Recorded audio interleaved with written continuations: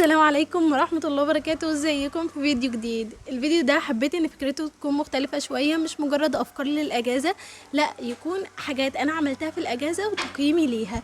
فما تنسوش ان انتوا تكملوا الفيديو للاخر وتعملوا لايك للفيديو ده واشتراك في القناة، وصلوا على رسول الله عليه افضل الصلاة والسلام. في الكومنتات قولوا لي انتوا عاملين ايه في الاجازة لحد دلوقتي وبس، وسيبكم من لفة الطرحة علشان صراحة كنت بقلد لفة بنت اندونيسية تقريبا، بس المفروض ان هي تبقى كده. مش عارفه الصراحه. انا هقيم لكم الحاجات اللي انا عملتها في الاجازات اللي فاتت، مش شرط الاجازه دي لان اكيد ما لحقتش اصلا اعمل حاجه، لسه مخلصاها تقريبا من اسبوع. ف يعني هقيم لكم الحاجات اللي انا عملتها في الاجازات بتاعتي عموما. بالنسبه لاجازه الثانويه عامه، انا بعد الاجازه من الاجازه لحد ظهور النتيجه انا كنت في البيت، مش بطلع، مش بعمل اي حاجه حرفيا غير مثلا قاعده على الموبايل. بتنقل بقى بين صفحات النتيجه، الصفحات اللي بتدعي اصلا النتيجه ظهرت كل شويه، وبوتر نفسي على الفاضي. كنت معيشه نفسي الفتره دي في ستريس اكتر اصلا من ستريس الثانويه. فبجد اياكوا تنشغلوا بالتليفون كتير الفتره دي، لان اصلا هو بيبقى كل اصلا مصدر توتر ليكوا، انتوا فاهميني. وعلى فكره النتيجه مش هتظهر قبل 6 ايام 7 ايام على الاقل من دلوقتي، فريحوا بالكوا خالص. مثلا صفحه اليوم السابع كل شويه حصول اليوم السابع على حق اظهار النتيجه، ما اعرفش ايه، فكل شويه بيوتروكوا، انتوا فاهميني. فلا اعملوا الغاء متابعه للصفحات دي، وكده كده النتيجه لما تظهر كل الناس هتعرفها يعني. فالمهم انه الفتره دي اكتر حاجه غلط ممكن تعملوها ان انتوا تقعدوا في البيت طول اليوم، ان انتوا تحبسوا نفسكم. لا، حاولوا ان انتوا على قد ما تقدروا تطلعوا وتلهوا نفسكم خالص عن النتيجة بألعاب بقى، حتى لو مع اخواتكم صغيرين تقدروا اخرجوا حتى مش لازم تتفسحوا وتصرفوا كتير، لا عادي يعني اتمشوا في اي مكان قريب. بجد الحاجات دي هتفرق جدا معاكم لو مشيتوا بس 30 دقيقة في اليوم، ده هيفرق في طاقتكم عموما وكمان في نفسيتكم. مثلا ما هو محتاجة حاجات اجيبها من بره تطلعوا تجيبوها، لو ولد يقدر يشتغل طبعا يشتغلوا، حتى لو بنت برضه مفيش مشكلة. فدي اول حاجة ممكن اقيمها سلبيا، ان انا قعدت في البيت الفتره من اخر امتحان لحد ظهور النتيجه، ما كنتش بعمل اي حاجه. وصراحه برضو يعني انا اصحابي ما كانوش بيخرجوا، ما كانش في اي حد مشجعني ان انا اخرج عموما. بس حتى لو ما فيش حد مشجعكم اطلعوا مع نفسكم بجد، يعني ما فيش اي مشكله ان انا اطلع مع نفسي، اقعد في كافيه، اطلع اتمشى مع نفسي، مفيش اي مشكله في الكلام ده. تاني حاجه ودي صراحه بعد ما النتيجه طلعت بقى، هي فكره ان انا رحت اعمل علاج طبيعي لظهري، لان انا ظهري وجسمي عموما خلال ثانويه عامه كان كسول جدا. طول اليوم اصلا قاعده على المنصات الاونلاين، ما بطلعش من البيت كتير، من كتر القعده على المذاكره ظهري كمان كان تقوس شويه. فكل ده طبعا غلط، وكل ده يعني هيأثر على شكلك عموما، تحس ان انت في اللبس مش واثقه من نفسك. فلا، حاجه زي دي لازم تشتغلي عليها كويس جدا، انه تروحي تعملي علاج طبيعي لظهرك. حضرت حوالي 4 ل 5 جلسات، وكنت يعني رايحه اصلا في الاساس للقولون العصبي. وبعد ما خلصت الجلسات ديت انا استمريت في التمارين دي في البيت لانها كانت مفيده جدا وفعلا فرقت في صحه ظهري، ويمكن حاجه زي دي انا عايزه اعملها كمان السنه دي. فبجد حاجه مفيده جدا ان انتوا تروحوا يا اما تعالجوا اسنانكم، برضو دي حاجه انا عملتها. اسناني يعني شكلها من هنا حلو، بس من جوه بقى في ضروس عصب وفي ضروس حشو عادي، فكل ده كان محتاج ان انا اروح اعمله، وفعلا رحت عملتها. والدكتوره كمان ادتني هديه تبييض لاسناني، لان طبعا من كتر القهوه والشاي والكلام ده كله اسناننا بتتاثر. فلو هتقدروا انتوا تعملوا تبييض لاسنانكم وتشوفوا صحه اسنانكم عامله ايه، روحوا اعملوا تشيك اب على حاجه زي دي.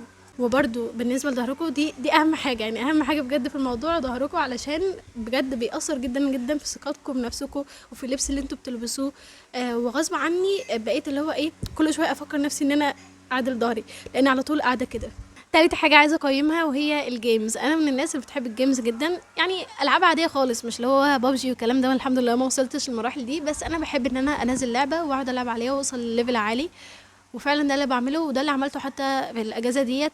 وصلت حتى الليفل 200 في اللعبة، لاني بحب الالعاب دي. بس هي حاجة إيجابية وسلبية. إيجابية إن هي طبعا حاجة تسلية، وبعيد بقى عن المسلسلات الأفلام والكلام اللي هو بيجيب ذنوب جاهزة ده، ولكن في نفس الوقت هي حاجة بتسحب تركيزك كله وعقلك، وبتخلي فيه ستريس أكتر، لأن أنت بتشغل السمبثاوي، جهاز السمبثاوي وانت بتلعب. فبالتالي لا، بجد بجد يعني حاجة بتزود معدلات هرمون التوتر عندكم. فنحاول ان احنا لو هنلعب بيبقى مثلا انا عارفه ان انا بلعب بالليل، او بلعب في نص اليوم، مش طول اليوم قاعده على الموبايل، لان ده اللي بيحصل معايا الصراحه. فمسحت الالعاب اللي انا كنت منزلاها، او على الاقل دي حاجه بعملها مثلا في فتره من الاجازه، مش الاجازه كلها ان انا بلعب لعبه معينه، فاهميني؟ لسه تقيل جاي في الفيديو، هتكلم عن كورسات اخدتها وحاجات تانية. ممكن لو الفيديو طول اعملها في فيديو تاني، او مثلا في شورتس، مش عارفه والله. فاعملوا لايك الفيديو ده واشتراك في القناه علشان لو نزلت اجزاء تانية تشوفوها. رابع حاجه وهي طبعا حفظ القران الكريم، دي حاجه طبعا عمري ما ندمت عنها. يمكن انا الفتره دي موقفه بسبب ان انا مش لاقيه شيخ كويس، فاهميني؟ اللي هو انا عايزه مش حد يحفظني وخلاص، واللي هو ابقى بسمع بسرعه. لا، انا عايزه احفظ واظبط الحروف عندي، اظبط التجويد عندي، مش مجرد حفظ وخلاص. في طبعا حاجات اونلاين، بس احنا عندنا ما شاء الله في البلد الاوفلاين كتير جدا، يعني فاهمين؟ انا عايزه الاونلاين ده يبقى اختيار بالنسبه لي اخير، لو انا ما فيش حد حواليا موجود يعني ان هو يحفظني حوالين البيت او في البلد عموما. بس احنا عندنا هنا ما شاء الله ناس كتير، بس اللي انا كنت معاهم لا، يعني كنت بحس ان انا بحفظ، بس انا ما فيش اي تشكيل مظبوط عندي في حاجات كتير ما كنتش فاهماها. انا عايزه احفظ، حتى لو هحفظ سوره واحده بس في الاجازه، بس اكون حافظاها وفاهماها، فاهمه التفسير والتجويد بتاعها والقصه بتاعتها.